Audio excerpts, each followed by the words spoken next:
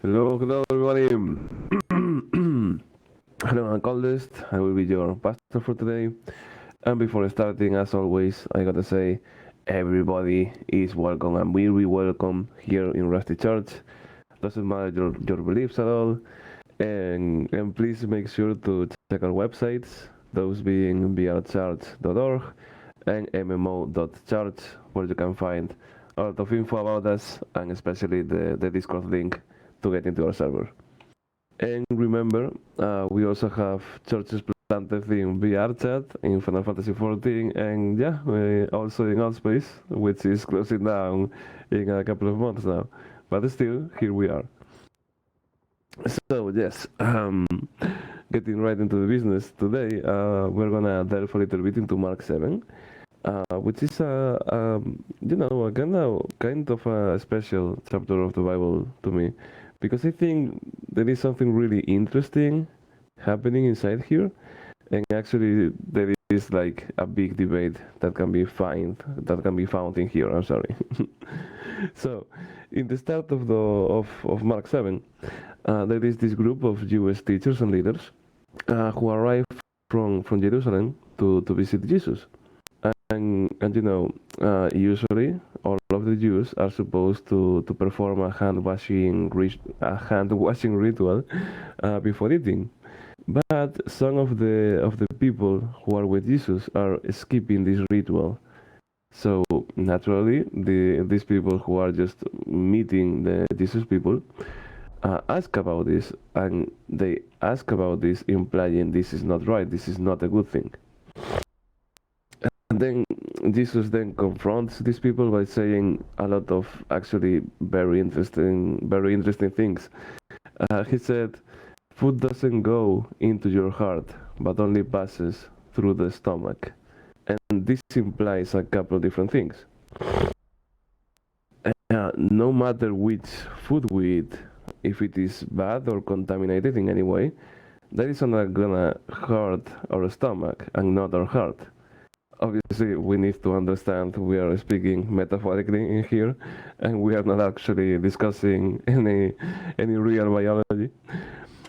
But the point here is our heart is what truly matters. That's what we need to nurture and to grow.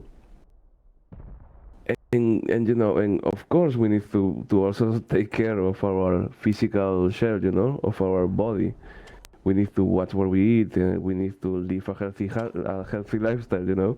But no matter what, the food itself can't poison our hearts. That's the whole point.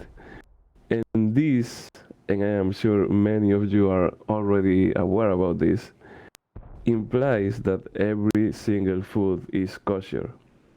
That no food should be forbidden by any religious law. Okay, I'm back. Okay, sorry. So of course, you can imagine the Jewish leaders not being really happy when hearing about this. And so they just proceed to argue with Jesus for a little bit, and I can clearly see something really interesting happening behind this little discussion. They are arguing about quote unquote bending the rules, and specifically about bending the rules looking for selfish interests against seeking the common God, the common good, in a sensical way. You know, they are basically discussing about how fair is for us to bend the godly rules. How should we have even some leverage on that? Should we allowed to do that? Is it right to do that? And obviously in here Jesus is bending these rules but not seeking anything out of it. And the Jewish leaders, of course, we already know, they were doing this in a selfish manner, in a quote unquote bad way. So the thing is, the whole point here is it okay for us to bend this rule? Should we have any kind of decision on this? This is like the $1 million question, basically. So we got to agree on one thing, and that is that Jesus was bending everything left and right 2,000 years ago. That's why he just couldn't stop getting in trouble, right? But just because Jesus did it doesn't necessarily mean we as regular humans should we also have the same right. And now this is where I feel it's absolutely okay to be fair, but I do feel we should have that right. Maybe in a limited way, not stepping on anyone else in a healthy and sensical manner. And the thing is, I mean, we live in the 21st century, right? So, I mean, a lot of things have changed.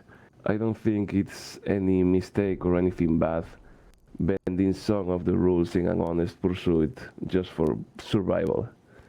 So I guess, long story short, what I truly think is we should have some leverage on this.